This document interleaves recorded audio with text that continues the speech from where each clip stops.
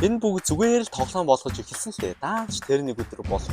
Гэвч 2 сарын дараа юу болсон гэж? Дотор нь хэдэн 10 өмхий бүүргэр байсан ба тэнд хоолны зураг бүхий тархин ширээ байсан гэх. Хоёрдугаарт Мэйри Вонг хүүхэлтэйтэй гэрсэн эмэгтэй байна.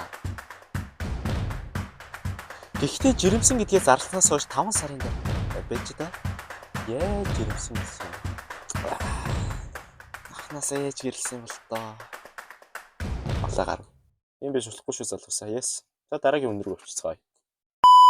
Зээсэн мэцгэнөө. Тэгэхээр энэ бол хачилттай осоос бичлэгний part 3-ыг та бүхэндээ өргөх гэж байна. За мэдээж бичлэг эхлэхээс өмнө лайк болон subscribe дарж үзээрэй. Ингээд бичлэгтээ орцгоё. Нэгдүгээр Элиот Кернигийн залуу бүүргэртэй гэрэлсэн байна. What? Нэр.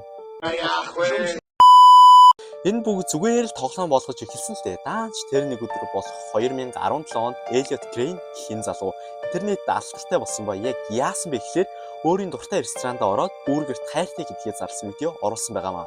Интернетэд ер нь бол хүмүүс хөвгчлээ мас маягаар хүлээж авсан. Гэхдээ Элиотийн хувьд энэ тийм ч худал зүйл биш байсан.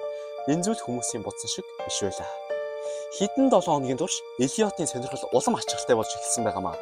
Тэр өдөр бүр ресторан руу явж яг тэр бүүргийг болох дундын шилбэрийн сонгоныгүй бүүргээр захиалж түүнтэй нүүр тулан хитэн цаг сууж яриа өргүүлж байгаа мэт ярьдаг байсан. Ажилчилт хэлэхдээ тэр бүүргэртэй хүн шиг харьцдаг байсан гэж байна. Хаа.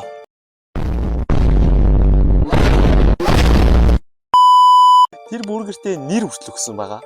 Тэр нь болохоор түүний нэрийг Клара гэдэг байсан байна.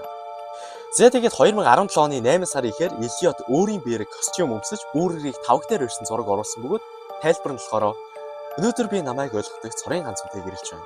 Ихэнхдээ хүмүүс энийг зураг авалт гэж ойлгосон. Гэхдээ тэр үнэхээр бичиг баримт гаргаж авч бүр хоёр найз нь хүртэл гэрчээр орцсон гэд боддоо. Тэр л ихтэй мөн бэлэгдийн ослоо хэмээн тайлбарсан байдаг юм байна. Мөн энэ үйл явдал Reddit болон YouTube дээр бас нэлийн вайрал болж явсан байдаг юм шүү. Гэвч 2 сарын дараа юу болсон гэж? Өвшүүд муухай үнээр гарч байна гэж цагдаа томд гаргасны дараа цагдаа Элиотийн барилан очсон байна. Дотор нь хэдэн 10 өмхий бүүргэр байсан ба тэнд хоолны зураг бүхий тархин ширээ байсан гэх. Гэхдээ Элиот байсангүй. Гар утас нь асаалттай, өөрийнхөө хоолоогоор бичсэн аудио тоглож байсан ба үүнд ингэж хэлсэн байдаг. Тэр одоо ч халуун хിവэрээ гэж хэлжээ.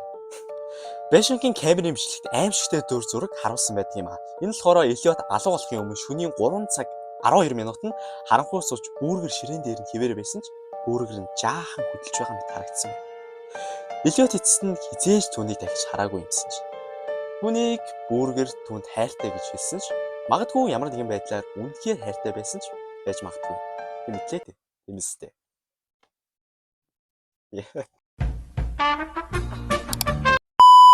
He married a beef hamburger.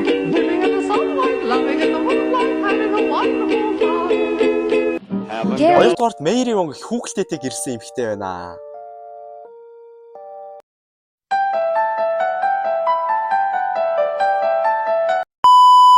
Гочээсэнстэй Мэйри Вонг Роча Морис хин эмэгтэй хүүхэлтэйтэй гэрсэн гэж зарлснаас хойш дэлхийн нийтийн анхаарлыг татсан бөгөөд одоо тэдний харилцаа эвдэрч байгаа сурагтай. Мэйри Вонг амьд бус объект руу романтик болон бэлгийн шиг хандлагатай хүний нэг юмсанжээ. Тэд зөвхөн хүүхэлтэйтэй гэрсэн төдийгүй гэр бүлээ 3 хүүхэлтэйгээр өргөжүүлсэн бөгөөд 4-т нь хүртэл ойртож байгаа гэж.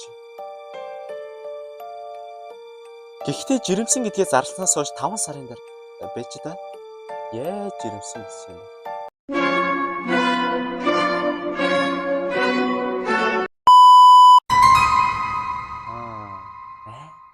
За 5 сарын дараа Мэйри Вонг амьд ус объектыг гэрлэн тиймч төгсцөл биш гэдгийг хүлээн зөвшөөрсөн ба яаж л тэгэл амьд ус үлдээ. За тэгээд тэр ч юм уу бас яг хөө хэд нэг 834 мянган дагч надаас илүү инфлюенсер гар байгаа юм л та. Тэр нь болохоор хүүгэлдээ нөхөр нь урт хугацааны адал явалт хүн биш байж болцсохгүй гэж имэж байгаа гинэ. Ахнаас ээж гэрэлсэн бол тоо. Тэрээр хэлэхдээ энэ түүнийг өрд нь урвахад би уучлсан. Бид гэр бүлээ хамт байлгахыг хүссэн учраас Марсело нь болохоор нэг хүүхэлтэй нөхөр юм байлээ. Марсело өөрчлөх гэж хэлсэн ч би одоо юу хийхээ мэдэхгүй байна. Бүгцөө сайхан байсан. Бид бүр гэрэлтээ дахин батлахад тохиролцсон. Би энэ харилцаанд бүхнээ зориулсан гэж. Мэйрэмийн хүүхэлтэй нөхрөөсөө салах талаар бодож байгаа гэжээ. Тэрээр нэмж хэлэхдээ би үнэхээр салахыг бодож байна. Эсвэл тэр үнэхээр өөрчлөгдөөд эсвэл энэ гэрээс яв. Учир нь тэр ямар ч эмэгтэй бурам хэлж амьдрах ёсгүй. Хүүхэлтэй хүн байна уу ямар ч хамаагүй. За тэгээ эн чинь болохоор саяхан болсон үйл явдал байна. 2023 оны 12 сард хүүхэлтэй нөхөр Марселятайгаа ихэр хүүхэдтэй болсон гэдгийг хэлчихсэн гэдэг. Хүү завхарсан. Энэ мэдээ Мэйрийн өнд ихээхэн шок болжээ. Тэр 2018 онд Марселятай гэрэлсэн бөгөөд 5 жил амьдарсан. За бас болж байна. За тэгээд төрөлтөн зориулсан ийм бэлгэв зэргийг хэрэглэдэгч эмч нар нь түүнд маш өвгжил шимтэй гэж хэлсэн гэж шүү.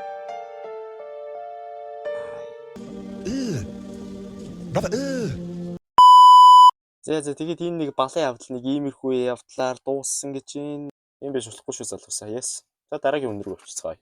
Plan to have a baby with this ragdoll.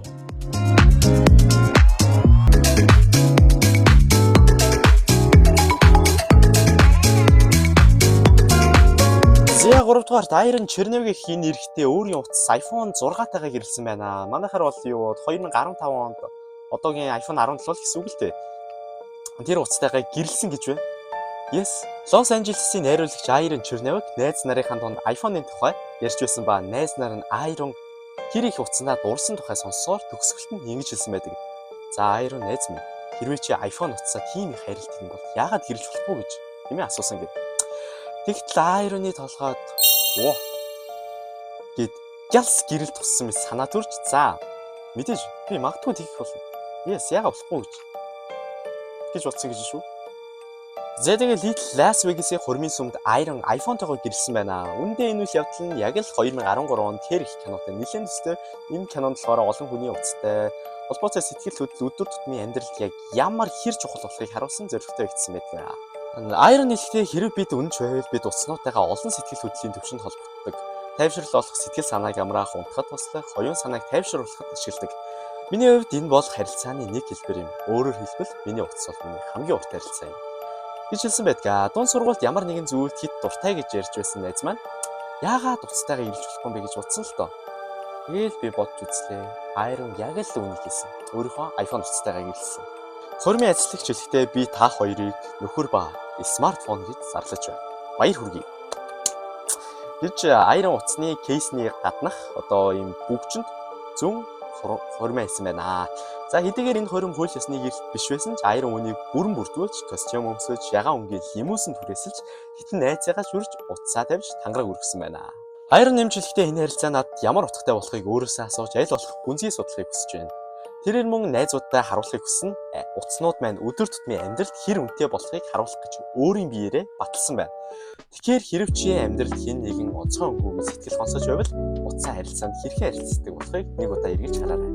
Ягаад гэвэл та утасаа байнга харж байгаа шүү дээ. Yes. Said by the power given to me here in the state of Nevada, it is now my honor and my privilege to pronounce you husband and smartphone. Congratulations to both of you. Зээ ингээд та бүхний нэлээд сонирхолтой бас нэг талаараа балайж гэж бодохоор хосуутын талаар хүргэлээ. Манай бичлэгийг үзсэн та бүхэндээ баярлалаа. Ингээд дараач имжлэхээрээ уулзцгаая. Bye bye.